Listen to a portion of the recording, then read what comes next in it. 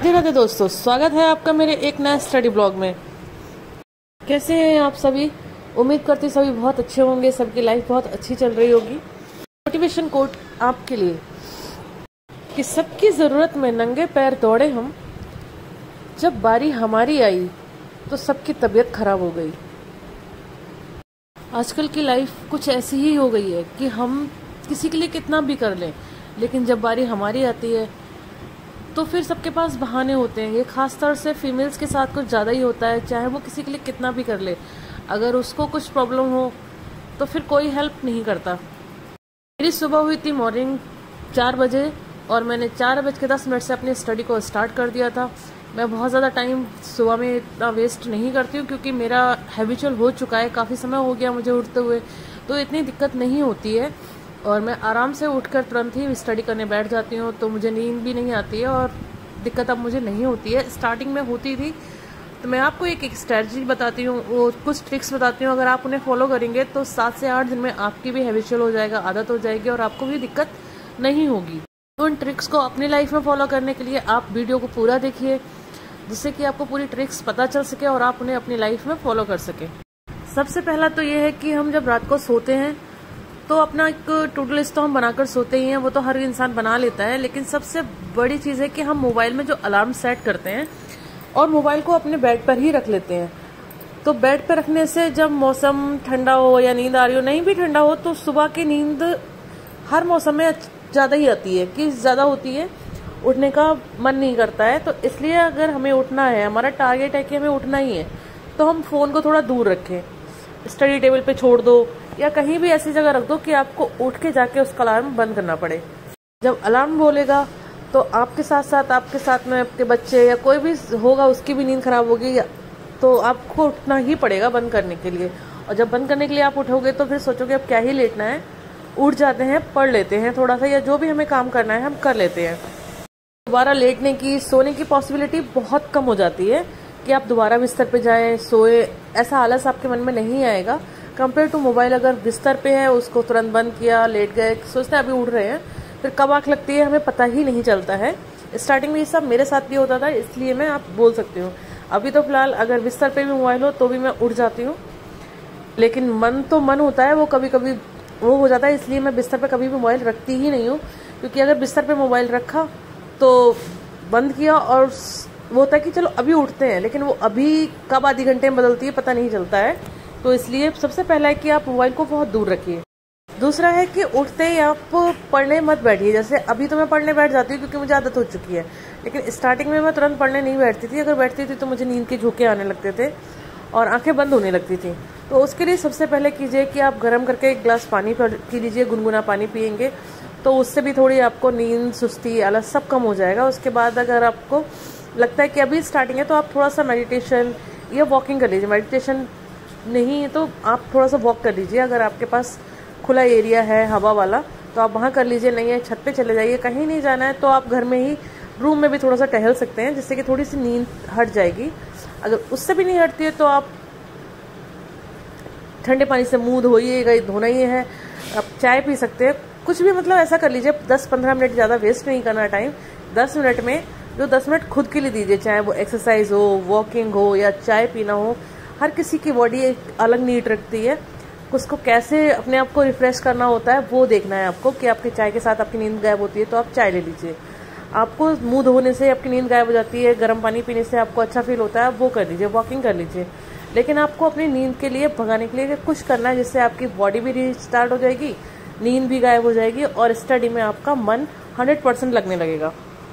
अगर आप बिगनर से बिल्कुल अभी स्टार्ट कर रहे हैं तो आप सुबह में पहले वो सब्जेक्ट उठा लीजिए जो आपको अच्छा लगता है, जिससे कि आपका पढ़ने का फ्लो बन जाए।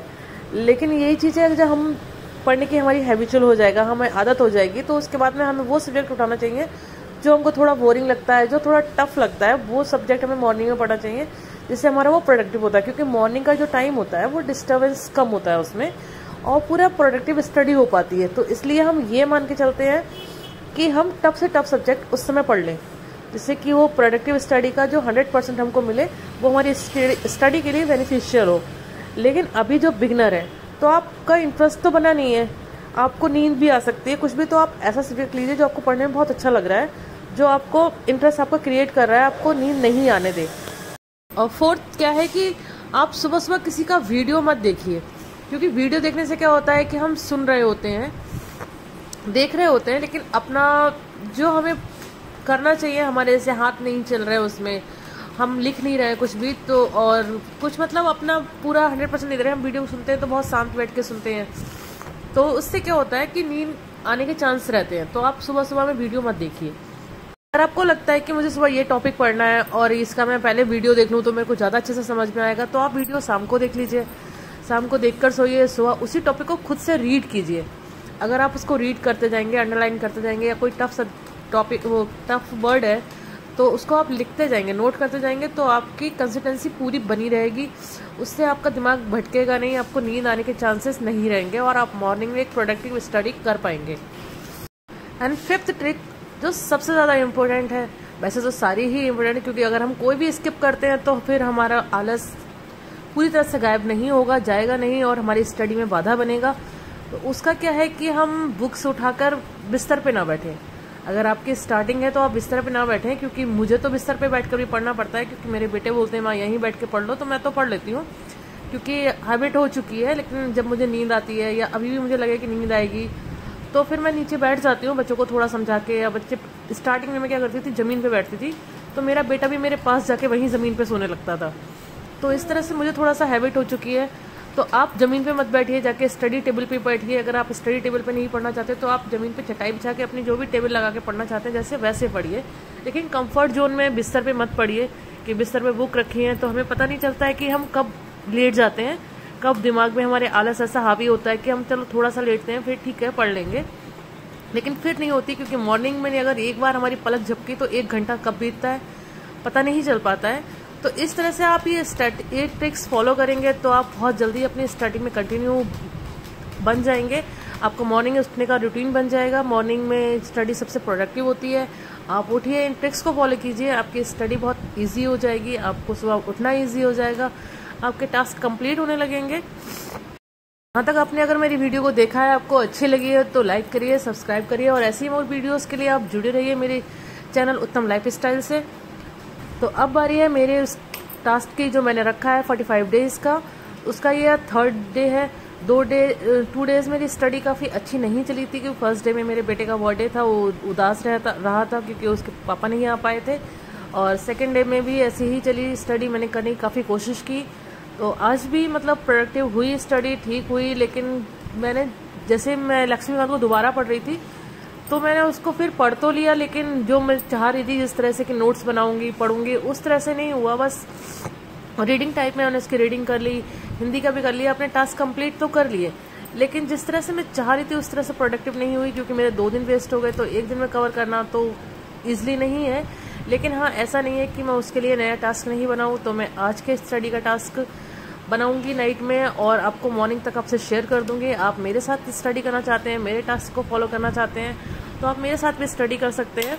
अगर आप अपना कोई शेड्यूल, अपना कोई टास्क लेके चलते हैं, अपने अभी बिगनर्स हैं, आप कोई और सब्जेक्ट बना के चलना चाहते हैं, तो आप उस तरह से भी बना सकते हैं।